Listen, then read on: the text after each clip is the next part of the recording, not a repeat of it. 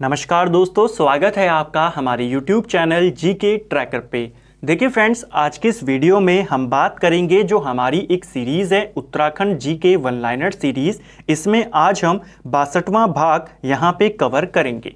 इस सीरीज़ में हम उत्तराखंड की विभिन्न वन लाइनर बुक्स को यहाँ पर कवर करते हैं। सबसे पहले हम BS Negi one liner book को यहाँ पर देख रहे हैं। अगर आपने इस सीरीज़ के प्रीवियस पार्ट्स को नहीं देखा है, आप उनको प्लेलिस्ट में जाके देख सकते हैं। आज ये हमारा इस सीरीज़ का 62वां भाग है। इसमें भी हम उत्तराखंड के इंपॉर्टेंट वन लाइनर्स को एक्स्ट्रा फैक्ट के साथ देखेंगे। और आज के वीडियो में भी आपको बहुत सारे ऐसे क्वेश्चन मिलेंगे जो आपके प्रीवियस ईयर में कई बार पूछे गए हैं। तो चलिए दोस्तों, आज की क्लास को शुरू करते हैं। क्लास को शुरू करने से पहले एक क्वेरी लगातार यहाँ पर कमेंट्स बॉक्स में आ रही है हिंदी की सीरीज़ को लेकर के। मैंने आपको कल के वीडियो में भी बोला कि हिंदी की क्लासेस आपकी बहुत जल्दी शुरू हो जाएंगी। देखिए, अभी दो कारण हैं जिसकी वजह से हम हिंदी को शुरू नहीं कर रहे हैं। बहुत जल्द हिंदी को आपको इसी महीने आपको हिंदी की मास्टर वीडियोज़ और प्रैक्टिस सेट की वीडियोज़ देखने को मिल जाएंगी। पहला कारण यह है जो मैं आपको पहले भी बता चुका हूं, अभी हमारी शाम के टाइम पे 4 सीरीज रनिंग में है। ये वाली सीरीज हमारी बहुत जल्द खत्म होने वाली है। उसके बाद एक स्लॉट होगा, उसमें हम हिंदी को शुरू करेंगे। दूसरा रीजन यह है कि हिंदी का सिलेबस आधा हम कवर कर चुके हैं। जो व्याकरण वाला पोर्शन है, जो आपका साहित्य वाला पोर्शन है और जो आपका जनसंचार पत्र लेखन वाला पोर्शन है, उनकी आपकी मास्टर वीडियोस आएंगी और वो इस तरीके की होंगी कि आपको उसके बाद कहीं से भी कुछ भी पढ़ने की जरूरत नहीं पड़ेगी। तो उन पर भी काम चल रहा है, ऑलमोस्ट वो खत्म होने ही वाला है और उसके बाद आपको मास्टर वीडियो और प्रैक्टिस सेट यहां पर देखने को मिलेंगे।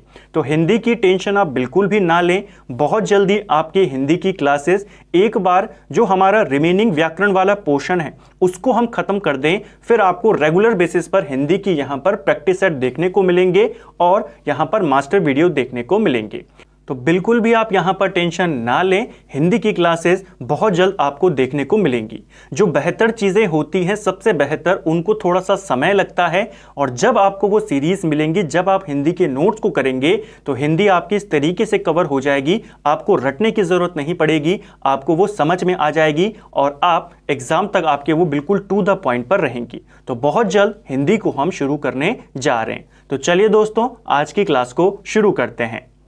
पहला प्रश्न है हमारा, 1824 में किसने उत्तराखंड में चाय की खेती का सुझाव दिया था? देखिए, 1824 में चाय की खेती को उत्तराखंड के अंदर शुरू करने का सुझाव बिशप हेबर के द्वारा दिया गया था। इसे आपको याद करना है, किसके काल में दिया था इसने ये सुझाव? William trail. और कमिश्नरों से रिलेटेड प्रश्न हमने कल वाले वीडियो में देखे थे।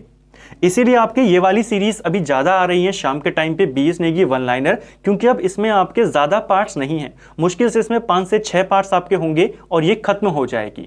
उसके बाद हम यहाँ पर आपके हिंदी को शुरू करेंगे और उससे पहले व्याकरण का मास्टर वीडियो आपको मिलेगा, जिसमें जो रिमेनिंग पोर्शन है, जिसमें आपका जो क्रिया विशेषण होगा, विशेषण होगा, अलंकार होंगे, आपके जो विराम चिन्ह होते हैं उनके बारे में, आपके जो उपसर्ग प्रत्यय होते हैं उनके बारे में सारी जानकारियाँ, वाक्य परिचय के बारे में, इन सब का एक सिंगल वीडियो आएगा इस सीरीज के खत्म होते ही तुरंत। और उसके बाद आपकी हिंदी की रेगुलर बेस पर प्रैक्टिस सेट सीरीज शुरू हो जाएंगे। ठीक है, चलिए दूसरा प्रश्न है हमारा, अल्मोड़ा के लक्ष्मेश्वर में सबसे पहले किसने बगीचा बनाया था?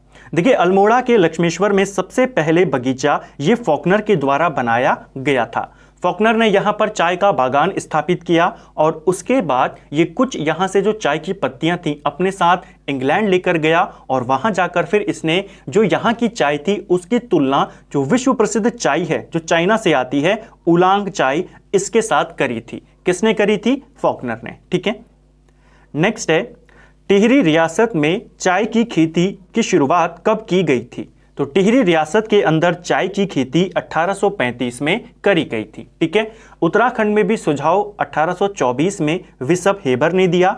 उसके बाद भारत के अंदर 1834 में एक चाय कमेटी का गठन होता है और कुमाऊं में और टिहरी रियासत में दोनों में एक साथ 1835 से चाय की खेती शुरू कर दी जाती है। ठीक है, नेक्स्ट है, वर्ष 1844 में देहरादून में सरकारी चाय बागान किसने स्थापित किया था?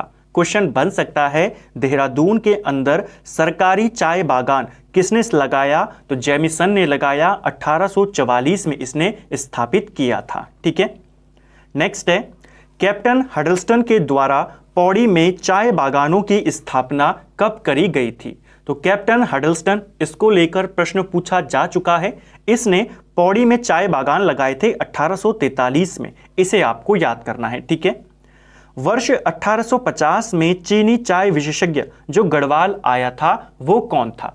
ये क्वेश्चन भी पेपर में पूछा गया है। पिछले साल ये आपसे पूछा गया था कि 1850 में अंग्रेजों के कहने पर चाइना से एक चाय विशेषज्ञ को बुलाया गया था, ठीक है। वो गढ़वाल में आया था, उसका नाम था एसआई वांग। ये क्वेश्चन प्रीवियस ईयर का क्वेश्चन है। नेक्स्ट है, पौड़ी में किसके द्वारा सरकारी चाय फैक्ट्री की स्थापना की गई थी? देहरादून में सरकारी चाय फैक्ट्री किसने खोली? जेमिसन ने खोली। पौड़ी में सरकारी चाय फैक्ट्री डी.ए. चौफिन के द्वारा खोली गई थी। इसे भी आपको याद करना है, पूछा जा सकता है, ठीक है।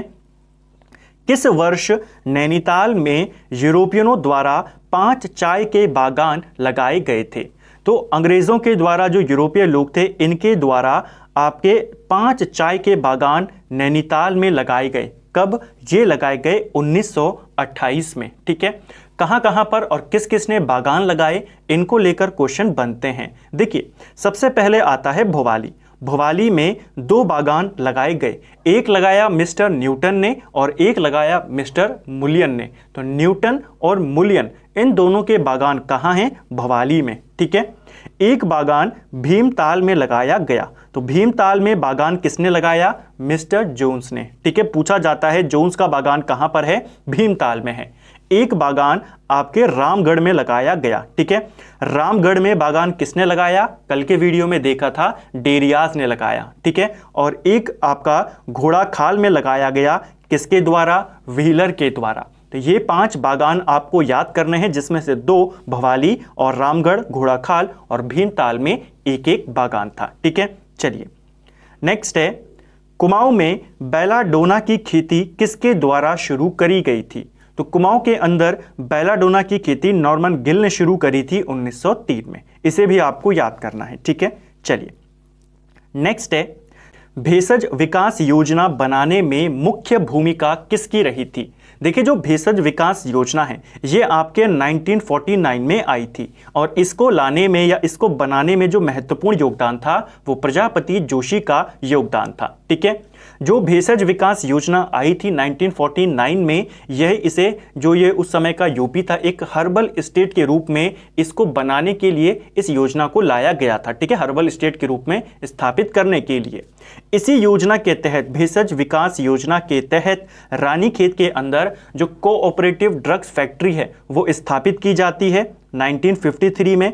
इसके अलावा जो आपका अल्मोड़ा के मोहान में एक फैक्ट्री है जिसका नाम है इंडियन मेडिसिन फार्मास्यूटिकल कंपनी ये लिमिटेड, उसकी स्थापना भी इसी योजना के तहत करी जाती है 1984 में। इन दोनों की स्थापना अभी तक नहीं पूछी गई है, अभी तक केवल आपसे ये बनता है कि ये कहाँ है। हो सकता है स्थापना पूछ ले, तो यहां पर आपको इनको याद कर लेना है, ठीक है।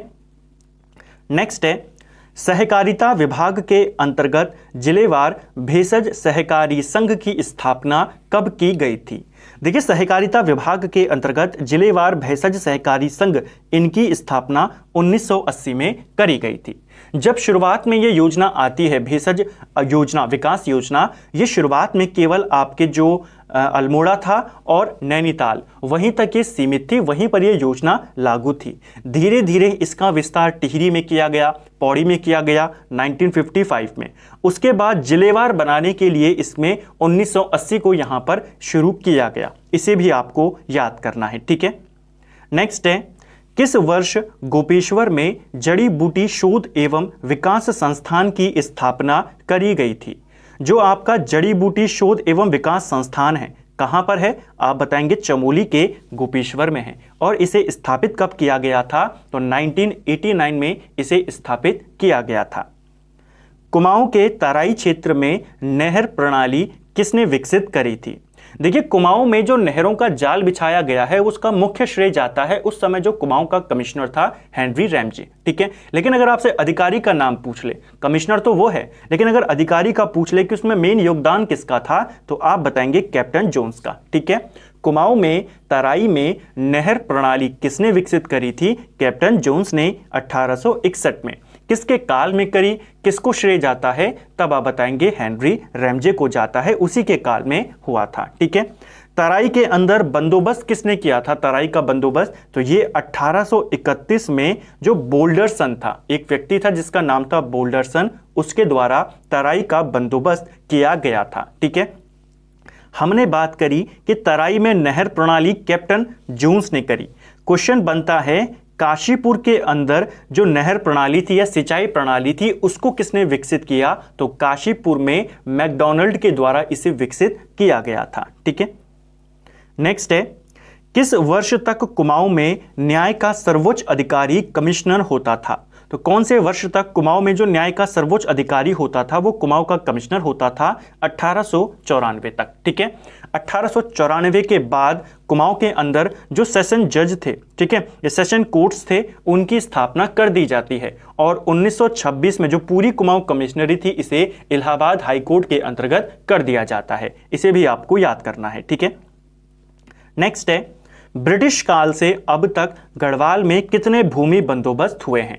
तो ब्रिटिश काल से लेकर के अभी तक अगर हम बात करें तो टोटल 12 भूमि बंदोबस्त गढ़वाल में हुए हैं। ठीक है। इनमें से 11 भूमि बंदोबस्त ब्रिटिशों ने करे थे और एक भूमि बंदोबस्त यहाँ की उस समय की जो यूपी सरकार थी उन्होंने किया था। ठीक है। तो ये दोनों आपको याद करने हैं। क्वेश्चन भी बनता है, अंग्रेजों ने कितने करे? 11। आजादी के बाद कितने हुए? केवल 1। ठीक है। किसके भूमि बंदोबस्त को 80 साला बंदोबस्त भी बोला जाता है? तो विलियम ट्रेल ने एक भूमि बंदोबस्त किया था 1823 में। इसे 80 साला बंदोबस्त या पंचसाला बंदोबस्त भी बोला जाता है। ठीक है। इसे आपको याद करना है। देखिए, जो कुमाऊं के अंदर या गढ़वाल के अंदर पूरे उत्तराखंड में जब भूमि बंदोबस्त होने शुरू हुए तो पहला भूमि बंदोबस्त 1815 में हुआ, जिसे गढ़वाल के अंदर विलियम ट्रेल ने करा और कुमाऊं के अंदर गार्डनर ने करा। ठीक है। उसके बाद आपके भूमि बंदोबस्त होते गए। 16 में भी हुआ, 17 में हुआ, पहला 3 साल का, उसके बाद 20 में हुआ 3 साल का, उसके बाद 1823 में पहला भूमि बंदोबस्त हुआ जो 5 साल के लिए किया गया, इसीलिए इसे पंचसाला बंदोबस्त भी कहते हैं। ठीक है। और उस समय संवत चल रहा था 1880। ठीक है। इसीलिए इसे 80 साला बंदोबस्त भी कहते हैं। तो किस वाले को कहते हैं? 1823 का ट्रेल का बंदोबस्त। ठीक है। जो भूमि बंदोबस्त हैं इनके ऊपर ऑलरेडी एक सिंगल वीडियो बना हुआ है, आप वहां पर डिटेल में जाके देख सकते हैं। हम यहां पर केवल जो महत्वपूर्ण प्रश्न हैं उनको कवर करते हुए चलेंगे। ठीक है। नेक्स्ट है हमारा पहला 20 साला बंदोबस्त किसके द्वारा किया गया था? देखिए, कुमाऊं के अंदर जो पहला या पूरे उत्तराखंड में जो पहला 20 साला बंदोबस्त था ये बेटन के द्वारा किया गया था। ठीक है। बेटन ने उत्तराखंड में 8वां भूमि बंदोबस्त किया था जो आपके 1840 से लेकर 1844 तक चला था। ठीक है। इस बीच इसने भूमि बंदोबस्त किया। 1840 में इसने गढ़वाल का भूमि बंदोबस्त किया और फिर 1844 में इसके द्वारा कुमाऊं का भूमि बंदोबस्त किया गया। ये 20 साल के लिए हुआ था और इसीलिए इसे 20 साला बंदोबस्त बोला जाता है। बेटन भूमि बंदोबस्त की एक महत्वपूर्ण विशेषता थी कि इस बंदोबस्त के तहत जो ग्रामीण थे, जो गांव थे वहां के, उनको ये अधिकार दिया गया कि हर गांव अपने रिकॉर्ड अपने पास रख सकता है। तो हर गांव को अपने अपने रिकॉर्ड रखने का अधिकार कौन से बंदोबस्त में दिया गया? जो बेटन का बंदोबस्त था, 8वां भूमि बंदोबस्त। ठीक है। नेक्स्ट है, पहली बार वैज्ञानिक पद्धति से किया गया भूमि बंदोबस्त कौन सा था? तो पहली बार जो वैज्ञानिक पद्धति से किया गया वो था आपका विकेट बंदोबस्त, जो कि आपके 1863 से लेकर 1873 के मध्य में किया गया था। यह भूमि बंदोबस्त विकेट के द्वारा किया गया। यह भूमि बंदोबस्त 9वां भूमि बंदोबस्त था, हेनरी रैमजे के शासनकाल में किया गया और यह भूमि बंदोबस्त 30 साल के लिए किया गया था। तो क्वेश्चन बनेगा 30 साला बंदोबस्त, आप बताएंगे विकेट बंदोबस्त।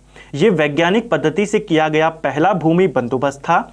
इस भूमि बंदोबस्त के तहत भूमि को 5 वर्गों में बांट दिया गया था। कौन कौन से वो 5 वर्ग थे?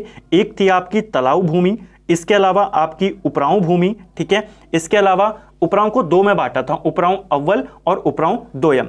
चौथी थी आपकी इजरान और पांचवी थी आपकी कंटील भूमि। तो पांच भूमि को 5 वर्गों में कब बांटा गया? विकेट बंदोबस्त के तहत। ठीक है, इसे आपको याद करना है, पूछा जाता है। नेक्स्ट है, गढ़वाल में 10वां भूमि बंदोबस्त किसके नेतृत्व में हुआ था? देखिए, गढ़वाल के अंदर जो 10वां भूमि बंदोबस्त होता है ये ई पो के नेतृत्व में हुआ था। ये एक अंग्रेज अधिकारी है, इसका पूरा नाम ही पो है, इसकी फुल फॉर्म यहां पर कोई नहीं है। ठीक है, तो पो के नेतृत्व में गढ़वाल के अंदर 10वां भूमि बंदोबस्त किया गया। अब यह भूमि बंदोबस्त कब किया गया? देखिए, कहीं पर आपको 1893 मिलता है, कहीं पर आपको इसका 1887 मिलता है। ठीक है, जो ये 10वां भूमि बंदोबस्त हुआ था ये आपके 1890 से लेकर 96 के मध्य में हुआ था। तो हम मान सकते हैं 1893 आपका सही आंसर हो जाएगा। ठीक है, इसको भी आपको ध्यान रखना है, पहला रेफरेंस इसी को देना है, इसको भी आपको याद करना है। ठीक है, इसमें हमने केवल गढ़वाल की बात क्यों करी? क्योंकि 10वां भूमि बंदोबस्त गढ़वाल के अंदर ई पो के द्वारा किया गया और कुमाऊं के अंदर गूंज के द्वारा किया गया। दोनों को याद करना है, कुमाऊं में किसने किया? गूंज ने। गढ़वाल में किसने किया? पो ने। और कब से कब तक चला? 1890 से लेकर 96 तक चला। ठीक है, ब्रिटिश काल का 11वां और अंतिम भूमि बंदोबस्त कब और किसके नेतृत्व में हुआ था? देखिए, ब्रिटिश काल का जो 11वां भूमि बंदोबस्त था ये आखिरी था, ये आपके 1928 में हुआ और इबर्टसन के नेतृत्व में इसे किया गया था। किसने किया था? इबर्टसन ने। और ये जो 11वां भूमि बंदोबस्त था ये आपके सिर्फ गढ़वाल में हुआ था, इसे भी याद करना। 11वां भूमि बंदोबस्त केवल गढ़वाल में हुआ था, कुमाऊं में नहीं हुआ था। ठीक है, नेक्स्ट है, टिहरी रियासत में कुल कितने भूमि बंदोबस्त हुए थे? तो टिहरी रियासत के अंदर हमने उसके भी भूमि बंदोबस्त के बारे में बात करी है। टिहरी में टोटल 5 भूमि बंदोबस्त हुए थे। पहला भूमि बंदोबस्त टिहरी का 1823 में होता है, सुदर्शन शाह के काल में। दूसरा भूमि बंदोबस्त आपके 1861 में भवानी शाह के काल में।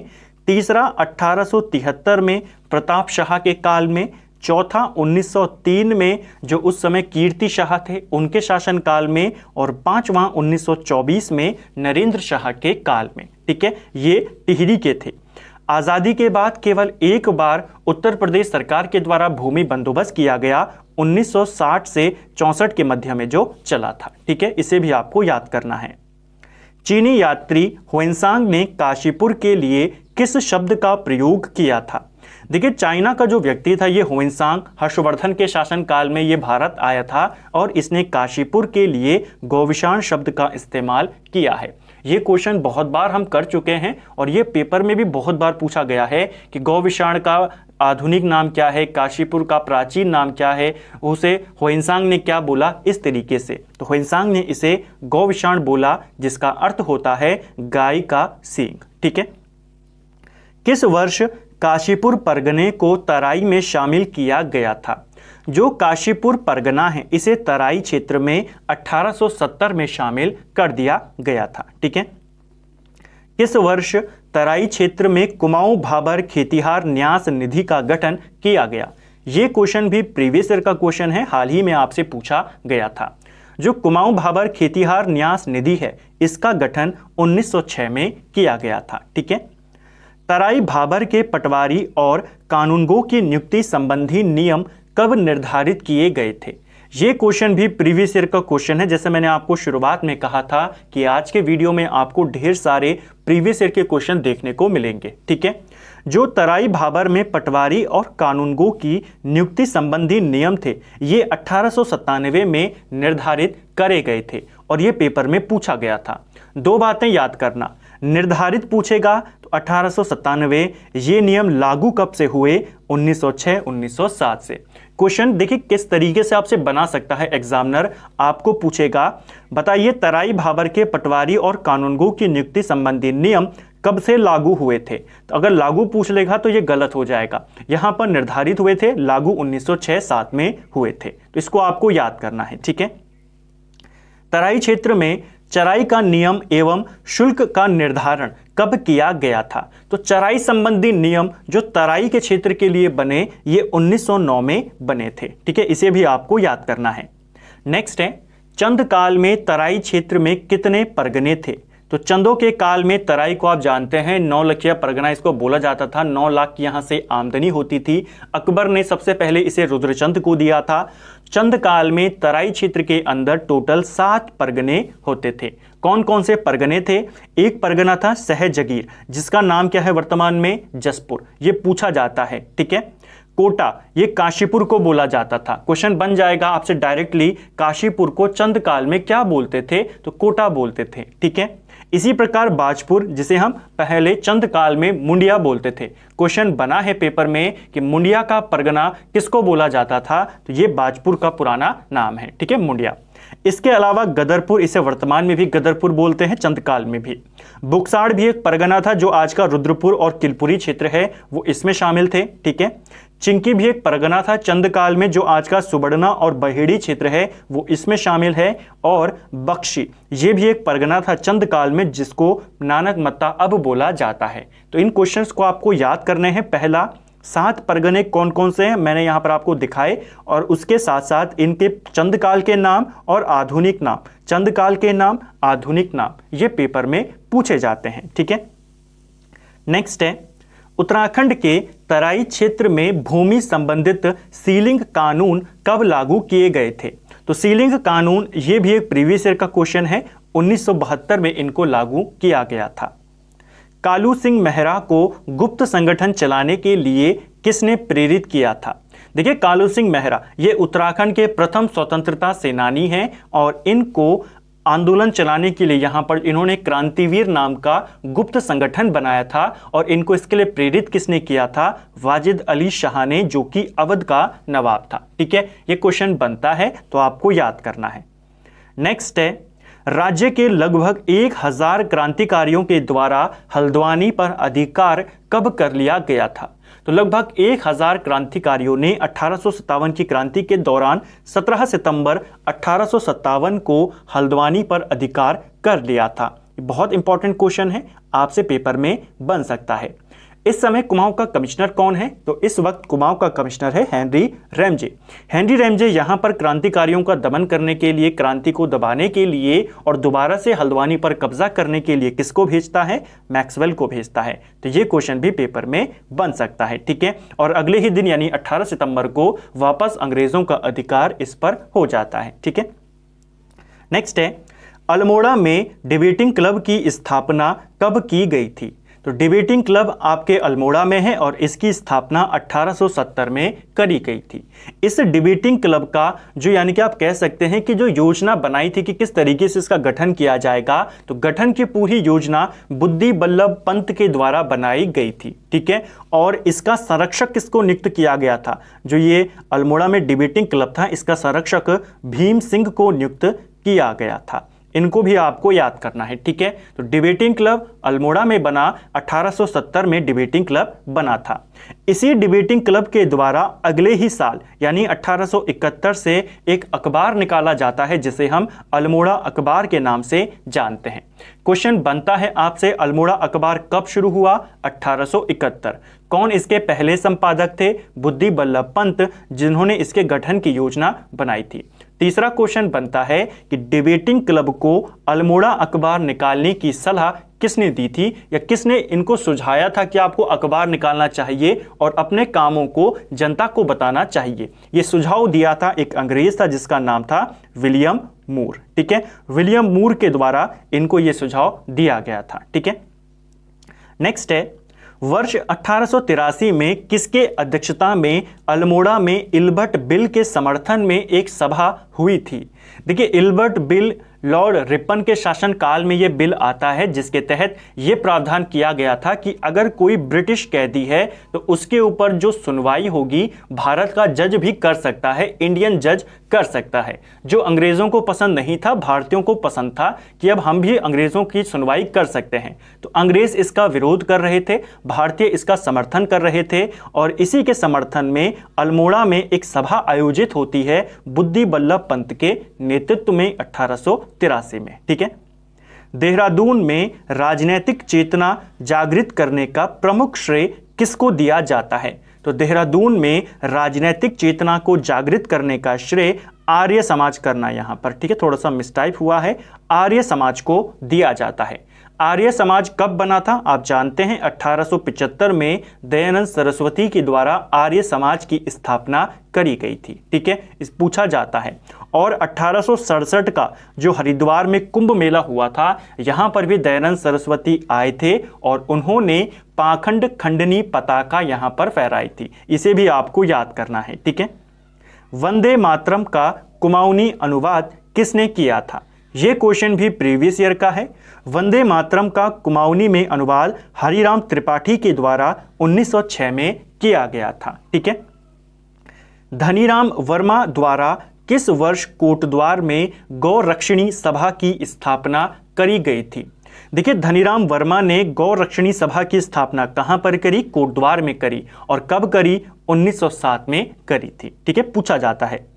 नेक्स्ट है, गढ़वाल भ्रात मंडल की स्थापना कब और कहां पर हुई थी? यह क्वेश्चन भी बहुत बार एग्जाम में रिपीट हुआ है। आप देखिए कितने सारे प्रीवियस ईयर के क्वेश्चंस आपको यहां पर इस सीरीज में सीरियल वाइज हम चले हैं, तो आपको कितने सारे एक सिंगल वीडियो के अंदर यहां पर मिल रहे हैं। तो इसी प्रकार हमने पूरी सीरीज में 3000 से ज्यादा प्रश्नों को कवर किया है, बिल्कुल सीरियल वाइज एक्स्ट्रा फैक्ट के साथ। ठीक है, यह क्वेश्चन भी प्रीवियस ईयर का है।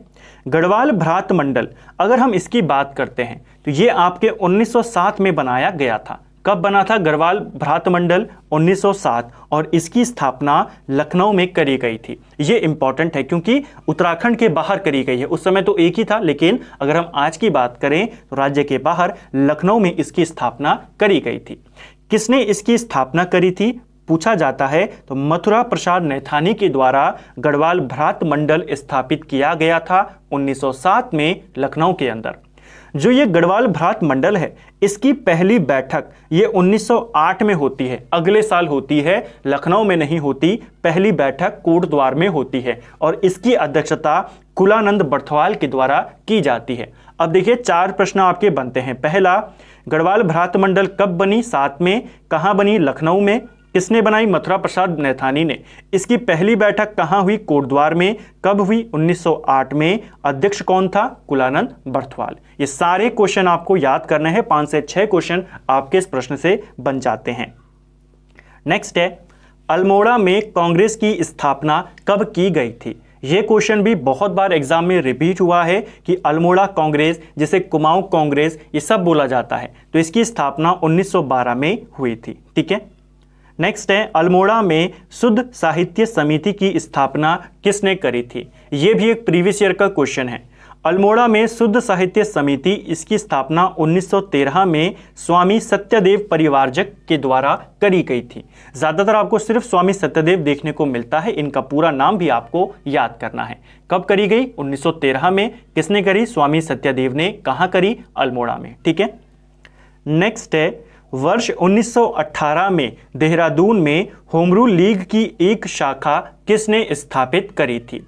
देखिए, उत्तराखंड के अंदर होम रूल लीग की स्थापना 1914 में होती है, भारत के अंदर 1916 में होती है और इसकी शाखा देहरादून के अंदर कौन स्थापित करते हैं? स्वामी विचारानंद सरस्वती 1918 में। ये चारों वर्ष, ये तीनों वर्ष आपको याद करने हैं। ठीक है, 14 में उत्तराखंड माना जाता है। हर जो आपकी एग्जाम हुए हैं और हर बार ये क्वेश्चन पूछा गया और 14 ही माना जाता है। हालांकि 16 होना चाहिए था क्योंकि 16 में तिलक ने बनाई थी होम रूल लीग और उसको देखकर उत्तराखंड में यहाँ के क्रांतिकारियों ने होम रूल लीग बनाई थी। लेकिन सभी जगह पर हर बार जब भी ये क्वेश्चन बना है 14 ही इसका आंसर माना गया है। तो 14 ही आपको याद करना है। ठीक है, उत्तराखंड में। भारत में 16 और देहरादून में 1918। देहरादून में किसने खोली? तो स्वामी विचारानंद सरस्वती। नेक्स्ट है, कुमाऊं परिषद के गठन की प्रथम कल्पना कब और किस में की गई थी?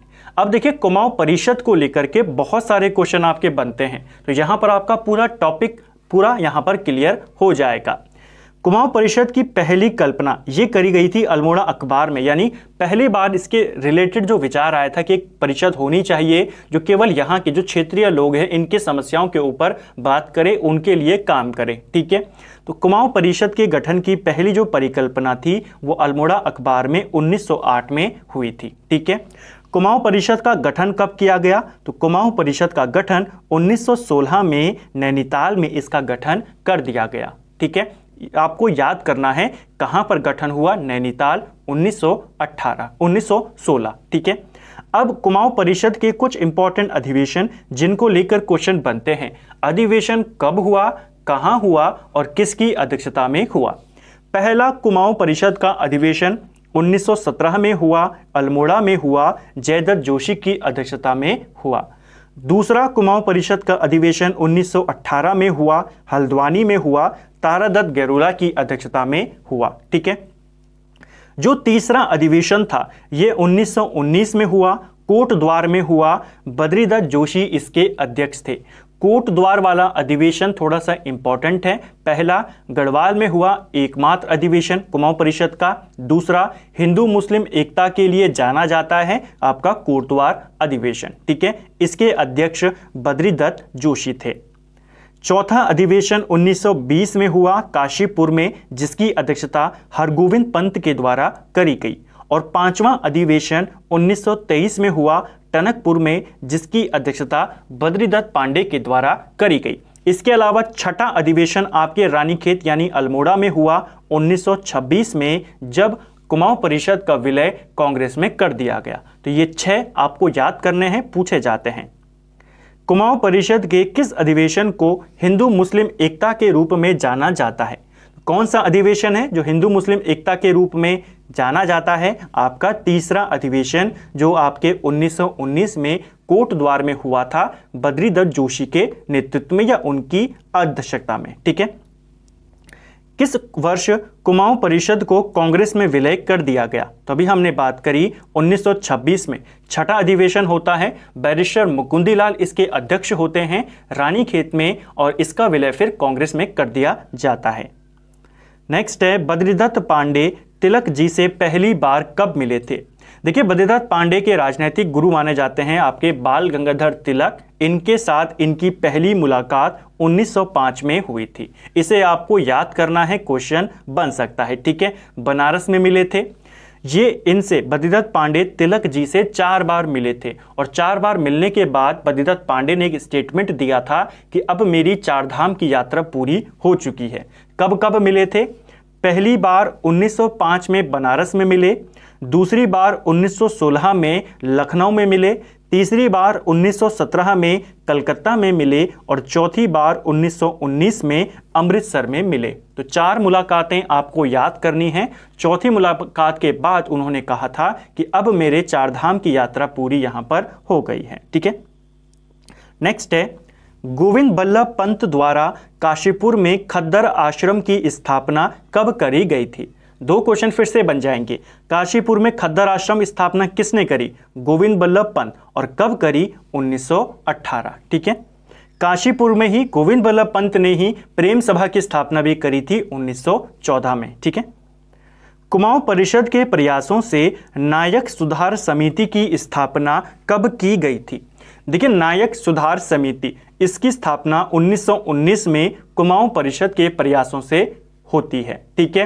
नायक जाति के बारे में आप सभी जानते हैं, चंद सैनिक इनकी उत्पत्ति का कारण थे, और इनके लिए एक सुधार समिति बनी, नायक सुधार समिति, जिसका गठन 1919 में किया गया। इसकी पहली बैठक नैनीताल में होती है, इसी वर्ष नैनीताल में। ठीक है, 1919 में। यह तो कुमाऊं परिषद के द्वारा हुआ था। एक क्वेश्चन बनता है, अंग्रेजों के द्वारा नायक कमेटी कब बनाई गई थी? तो अंग्रेजों ने नायक कमेटी का गठन 1924 में किया, जिसका अध्यक्ष था स्टाइफ, जो कि कुमाऊं का कमिश्नर था। स्टाइफ के द्वारा या उसकी अध्यक्षता में एक कमेटी बनी, नायक कमेटी। ठीक है। इसके बाद अगले ही साल नायक सुधार सभा का गठन किया गया। कब? 1925 में। और नायक बालिका कानून ये कब आया? तो नायक बालिका कानून ये 1929 में आया। तो एक क्वेश्चन से आपके कितने सारे क्वेश्चन हैं, इन सबको आपको नोट करना है। ठीक है। कूली बेगार आंदोलन को रक्तहीन क्रांति की संख्या किसने दी थी? देखिए, कूली बेगार आंदोलन, इसे रक्तहीन क्रांति और असहयोग आंदोलन की पहली ईंट ये भी बोला जाता है। रक्तहीन क्रांति इसे महात्मा गांधी के द्वारा बोला गया था। ठीक है, इसे आपको याद करना है। कूली बेगार के समाधान के लिए खच्चर सेना को विकसित करने का प्रयास किसने किया था? देखिए, कूली बेगार प्रथा जब उत्तराखंड में अंग्रेज आए थे तब से लेकर के बहुत बड़ा रूप ये ले चुकी थी और लगातार इसके खिलाफ आंदोलन चल रहे थे। तो 1822 में विलियम ट्रेल जो उस समय कमिश्नर था, उसने कूली बेगार प्रथा के समाधान के लिए एक खच्चर सेना का उसको विकसित करने का उसने प्रयास किया, लेकिन सफल नहीं हो पाया। तो क्वेश्चन बनता है, कूली बेगार प्रथा के समाधान के लिए खच्चर सेना किसने बनाई थी या किसने प्रयास किया था? विलियम ट्रेल ने 1822 में। बाद में जब हेनरी रैमजे कमिश्नर बनता है तो वो भी जो कूली बेगार प्रथा थी इसके समाधान के लिए कुछ कार्य करता है। वो कूली के काम में जहां पे नॉर्मल लोगों को जाना पड़ता था, वो जेल के कैदियों को लगाता है। ये क्वेश्चन भी बनता है कि कूली प्रथा में जेल के कैदियों को किस कमिश्नर ने लगवाया? हेनरी रैमजे ने लगाया। खच्चर सेना ट्रेल ने बनाई, कैदियों को लगाया रैमजे ने। ठीक है। 1903 में जब करजन अल्मोड़ा होते हुए गढ़वाल जा रहे थे तो उनको कूली प्रथा संबंधी जानकारी किसने दी थी? देखिए, 1903 में जो भारत का वाइसरॉय था करजन, ये उत्तराखंड में आया और अल्मोड़ा से होते हुए ये गढ़वाल जा रहा था। तो इनके साथ थे आपके गौरीदत्त बिष्ट, जिसने इनको इसके बारे में जानकारी दी थी कि उत्तराखंड के अंदर ऐसी प्रथा यहाँ पर प्रचलित है और इसको आपको खत्म करना चाहिए। तो क्वेश्चन बन सकता है, किसने करजन को जानकारी दी थी? गौरीदत्त बिष्ट ने। ठीक है। नेक्स्ट है, 1908 ईस्वी में किसके द्वारा कूली एजेंसी की स्थापना करी गई थी? देखिए, कूली एजेंसी, इसको लेकर भी क्वेश्चन बन जाता है। कूली एजेंसी की स्थापना 1908 में होती है। जोध सिंह नेगी इसकी स्थापना करते हैं। जोध सिंह नेगी कूली एजेंसी के संस्थापक भी हैं और इसके पहले सचिव भी हैं। सचिवों को लेकर क्वेश्चन बनता है। टोटल 3 सचिव हुए हैं, तीनों नाम आपको याद करने हैं। पहले थे आपके जोध सिंह नेगी, दूसरे थे तारादत्त गैरोला और कूली एजेंसी के तीसरे और अंतिम सचिव थे आपके शालिग्राम सिंह। तीनों का नाम आपको याद करना है। कूली एजेंसी बनी कब? 1908 में। खत्म कब कर दी गई? 1923 में इसे समाप्त कर दिया गया, क्योंकि आप जानते हैं 13-14 जनवरी 1921 में कूली बेगार प्रथा का यहां से खत्म कर दिया जाता है। ऑफिशियली तौर पर, आधिकारिक तौर पर अंग्रेजों के द्वारा कूली प्रथा को 1923 में समाप्त किया गया था। ठीक है। और उसी वर्ष कूली एजेंसी को भी समाप्त कर दिया जाता है। ठीक है। नेक्स्ट है, देहरादून से अभय नामक पत्रिका किसका संपादन किसने किया था? तो एक पत्रिका आती थी अभय नाम की देहरादून से, ये भी एक प्रीवियस ईयर क्वेश्चन है। इसका संपादन स्वामी विचारानंद सरस्वती के द्वारा 1922 में किया गया था। इसे भी आपको याद करना है, पेपर में क्वेश्चन बन जाता है। ठीक है। जो विचारानंद सरस्वती थे, इनकी ही पत्रिका है अभय पत्रिका। 1922 में इसने आना शुरू किया था। ठीक है। तो फ्रेंड्स, ये था हमारा Uttarakhand GK one liner series का। आज हमने 62वां भाग यहाँ पर देखा। उम्मीद करता हूँ आपको वीडियो पसंद आया होगा। अगर आपको ये वीडियो पसंद आया है, वीडियो को लाइक करें। अगर आप चैनल पर नए हैं, चैनल को सब्सक्राइब करें, अपने दोस्तों के साथ शेयर करें। वीडियो आपको कैसा लगा कमेंट बॉक्स में हमें ज़रूर बताएं। और हिंदी को लेकर के बिल्कुल निश्चिंत रहें। जो बेहतर चीज़ें होती हैं, मैं फिर से कहूँगा, उनमें थोड़ा सा समय लगता है। आपने इतना वेट किया है, थोड़ा सा वेट और कीजिए। ऐसी चीज़ आपको मिलेगी जो आप कभी भी उसको नहीं भूलेंगे और आपको समझने की उसको केवल ज़रूरत भी नहीं होगी। आप उसको अगर ध्यान से देखेंगे, सारी चीज़ें आपके माइंड में फिट हो जाएंगी। उम्मीद करता हूँ वीडियो आपको पसंद आया होगा। Thank you friends.